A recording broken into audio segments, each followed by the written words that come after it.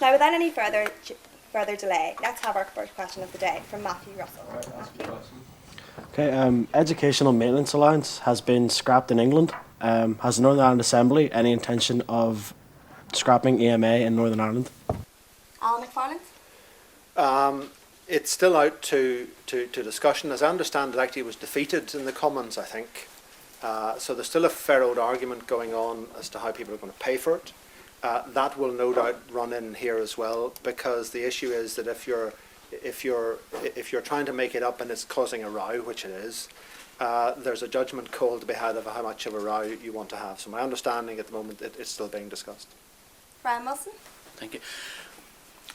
As far as I know, obviously the budget discussions are still going on, and there is great pressure to keep the EMA. I've been involved in higher education for 25 years, and I know a lot of students, particularly in further education and higher education, are dependent on this particular allowance.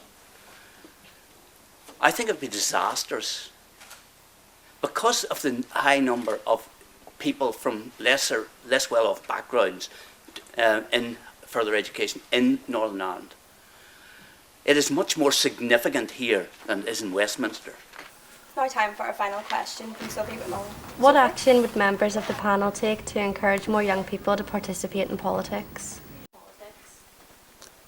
Peter Weir. Well, I suppose first of all, I think we've got to be encouraging and welcoming to young people. I think we've got to ensure that we create an environment which is not patronising towards you. Any young person who's involved is not there as a token. They're there simply as a full member with everybody else in that regard. I think there's a danger that all political parties will tend to be a little bit of a, however much we think that we're very open, we can sometimes act a little bit like a closed shop and almost like a sect at times of whatever party that is or none. And also I think ensuring that there's opportunities for everyone irrespective of age. And Leslie Gray. Yes, well, my view is slightly different. I believe that politics is something that everybody should be interested in. The question is, by what degree are you interested in it? Politics is the art of the possible, and therefore it affects all our lives and we should be involved in it. But when you're sort of 18 to 24, whilst you could be involved in politics, it's not necessarily a job or perhaps a future job for you. So the number one issue at that stage is to have some idea of what you want for a career. I have not met many students, and I'm talking now about possibly sixth form, who would say, I'm going to grow up, I'm going to be a politician. Very few do that. But that's your choice, but you've got to do that.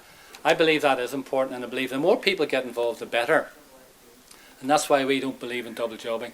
Another reason why we don't believe. There are plenty of young people who come along and do that now. Thank you, Leslie.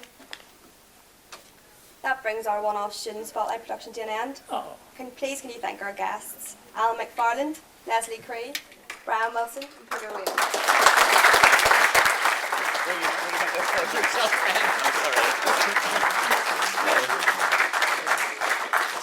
Also a big thank you to our audience. Yes,